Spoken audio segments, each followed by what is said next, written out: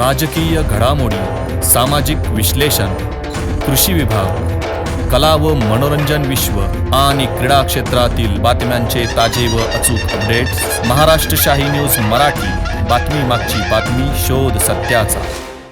TVS मोटरचे अधिकृत विक्रेते शिवशंभू टीव्हीएस एंटरप्राइजेस बोटा आपल्यासाठी घेऊन येत आहेत उत्तम मायलेज, स्टाईल्स आणि फीचर्स यांसारखी वैशिष्ट्ये असलेल्या टीव्हीएस कंपनीच्या बाईक आणि स्कूटर विविध सीसी मध्ये शिवशंभू टीव्हीएस एंटरप्राइजेसच्या भव्य दालनात उपलब्ध. आपल्या स्वप्नातील उत्तम मायलेज व आराम देणारी गाडी घेऊ इच्छित आहात तर मग आज संपर्क करा शिवशंभू टीव्हीएस एंटरप्राइजेस बोटा.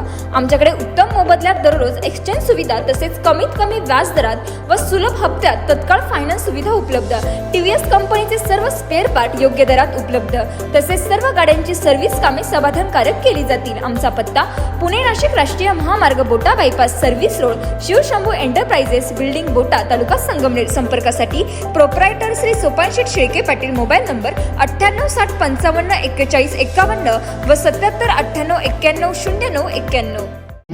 जागृत दत्त महाराजांच्या आजच्या यात्रा उत्सवासाठी राज्यातील विविध भागातून आलेल्या सर्व भाविक भक्तांचं स्वागत करतो.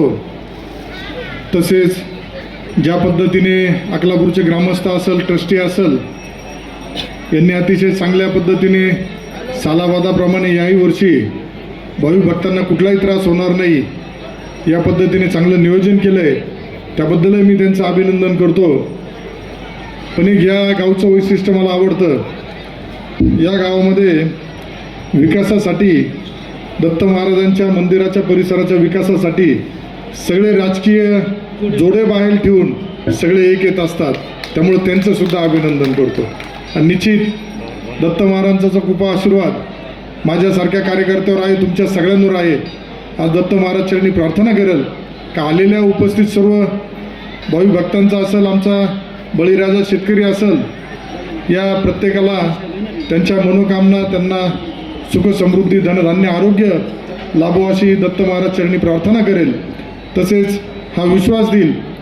मी आमदार नसताना सुद्धा इथं यायचो, त्यावेळेस पालकमंत्री महोदय राधाकृष्ण विखे पाटील साहेबांकडं हे लोक माझ्याकडे आल्यानंतर मी त्यांच्याकडे घेऊन जायचो आणि आग्रह करायचो.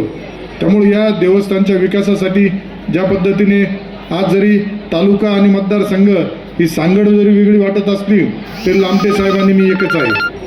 निधी हा टप्प्याटप्प्याने अजून देण्याचा माझा प्रयत्न राहील. पण माझी तर इच्छा राहील का ज्या पद्धतीने आता लामटे साहेबांनी 3 कोटी रुपये तुम्हाला दिलेले आहेत, भविष्यामध्ये आपला ब वर्ग जर झालं लवकरात लवकर, ब वर्ग करण्यासंदर्भात आता आपण देवगडचं हिवरगाव पावसा येथील जे देवस्थान आहे ते ब वर्गमध्ये घेतलं आहे. त्यामुळं त्याला 5 कोटी रुपये विकासासाठी मिळाले. तर उद्या तुमच्याकडून सुद्धा पुढं पाठपुरावा कागदपत्र बनलेले असेल किंवा बनतील तर निश्चित माझ्याकडे द्या. लामटे साहेबांनी आम्ही दोघं मिळून पुढच्या यात्रेपर्यंत आपल्याला हा ब वर्ग देवस्थानाचा दर्जा याला मिळेल यासाठी आमचा प्रयत्न राहील. आणि ब वर्ग मिळाल्यानंतर मला वाटतं का तुम्हाला जास्त कोणाकडं विकासासाठी निधी मागण्याची गरज पडणार नाही, कारण पहिल्याच टप्प्यामध्ये 5 कोटी रुपये आपल्याला शासनाच्या वतीने मिळून जातील. त्यामुळं खरंच तुमचा एक उपक्रम बी आवडला. मागच्या वर्षी आमदार झाल्यानंतर मला वाटतं 10 ते 15 दिवसातच इथं मी आलो होतो आणि त्यापूर्वी बऱ्याच वेळेस येत होतो. पण ज्यावेळेस ज्या ज्या भाविक भक्तांना इथल्या दत्त महाराजांचा आशीर्वाद मिळाला आहे, तर आत्ताच मागाशी मी ऐकत होतो काहींनी पहिला पगार दिला आहे, काहींना प्रत्येक बाबतीमध्ये नोकरीमध्ये असेल, कौटुंबिक अडचणीमध्ये असेल, दत्त महाराजांच्या, जागृत दत्त महाराजांचा आशीर्वाद मिळत असतो.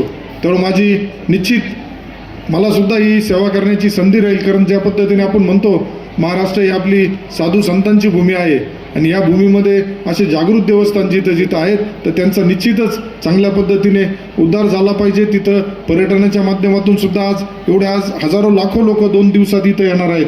तर याचा फायदासुद्धा आपल्या स्थानिक लोकांना रोजगारासाठी बी कसा होईल या दृष्टीने येणाऱ्या पुढील कालावधीमध्ये आपल्याला प्रयत्न करणं गरजेचं आहे. आणि ज्या ज्या सूचना, जो आदेश तुमच्या ग्रामस्थांकडून मना ट्रस्टच्या माध्यमातून होईल तो पूर्ण करण्यासाठी आमचे प्रयत्न पूर्ण राहतील. या निमित्ताने हा शब्द देतो आणि थांबतो. धन्यवाद. भाऊ, पण ते डोंगरी विकास सांगा ना, मी नाही पत्र आले आमच्या तिकडं. डोंगरी विकास संदर्भात सुद्धा जे पत्र आलेलं आहे ते काय पत्र असेल ते निश्चित पूर्ण होऊन जातील. तो निधी सुद्धा आपल्याला मिळून जाईल. कारण जो अधिकार मला आहे देण्याचा त्याच्यामध्ये आणि पालकमंत्री साहेबसुद्धा आपलेच असल्यामुळं पालकमंत्र्यांचं सुद्धा तुमच्या या भागावरती विशेष प्रेम आहे. फक्त एवढंच राहिलं आहे का एकदा साहेबांना आपल्याला या भागामध्ये एखाद्या कार्यक्रमाच्या निमित्तानं आणायचं आहे. तर मला असं वाटतं का ज्यावेळेस बवर्ग होईल त्यावेळेस आपण पालकमंत्री महोदय विखे पाटील साहेबांना इथं घेऊन येऊया आणि डोंगरी विकासचा जो निधी आहे तो तत्काळ आपल्याला देण्याबाबतच्या ज्या काही कारवाई असेल त्या पूर्ण होऊन जातील आणि निधी मिळून जाईल. धन्यवाद भाऊ. आपण दिगंबरा श्रीपाद वल्लभ दिगंबरा आज दत्त जयंती उत्सव संपूर्ण देशभरात आणि जगभरात संपन्न होतोय. आपल्या अकलापूर नगरीमध्येही दत्त महाराजांचा उत्सव दरवर्षी कित्येक वर्षापासून मोठ्या आनंदानं संपन्न होतोय. आणि मला जवळजवळ मी जिल्हा परिषद सदस्य असल्यापासून दरवर्षी दत्त जयंती उत्सवाला आणि गुरुपौर्णिमेला मी दत्त महाराजांच्या दर्शनाला येतो. जसं दत्त महाराजांनी तुम्हाला काही कमी केलं नाही तसं मलाही काही कमी केलं नाही. माझी सेवा म्हणून भक्त निवासासाठी मी 3 कोटीचा निधी दिला आहे आणि आता त्याचं लोकार्पण करायचं आहे. तर 2026मध्ये जिल्हा परिषदेच्या अध्यक्षाला मी इथं घेऊन येतो आणि लोकार्पण करू. कारण हा दत्त महाराजांचाच आशीर्वाद आहे. दत्त महाराजांशी मी बोललो, आता काय बोलायचं ते. निधीला काही कमी पडणार नाही आणि पुढच्या वर्षी तेवढं दत्त महाराज मला बळ देतील की जो बोट्यापासूनचा रस्ता आहे तो अकलापुराचा पर्यंतचा रस्ता हा रुंदीकरणासह माझ्याकडनं हो एवढं बळ मला दत्त महाराज देतील आणि ते काम माझ्याकडनं पूर्णत्वाला जाईल. बाकी दत्त महाराजांच्या कृपेनं अकलापूर असेल किंवा ह्या पठाराच्या जनतेनं माझ्यावरती भरभरून प्रेम केलं. माझ्याकडनंही सेवेत काहीच कमी पडणार नाही. आज योगायोग आहे, माझा मित्र शैलेश फटांगरेचा वाढदिवस आहे. त्यालाही ह्या निमित्तानं त्या पठार भागाच्या वतीनं संपूर्ण मतदारसंघाच्या वतीनं त्याला वाढदिवसाच्या खूप साऱ्या शुभेच्छा देतो. आणि तुम्ही इथं आमचा सत्कार केला, आरतीचा मान दिला. दत्त देवस्थान ट्रस्टचे सगळे कार्यकर्ते, त्याचबरोबर सर्व ग्रामस्थ, सगळ्यांचं मनापासून आभार मानतो. खरं तर शाळेची मुलं बरीच इथे येऊन बसलेली दिसत आहेत. बाकी सगळे भक्तगण मोठ्या प्रमाणामध्ये आलेले आहेत. महाप्रसाद तिकडं जोरात चालू आहे आणि शिवाजीदादाचं मागायचा सपाटा पण जोरात चालू आहे. म्हणजे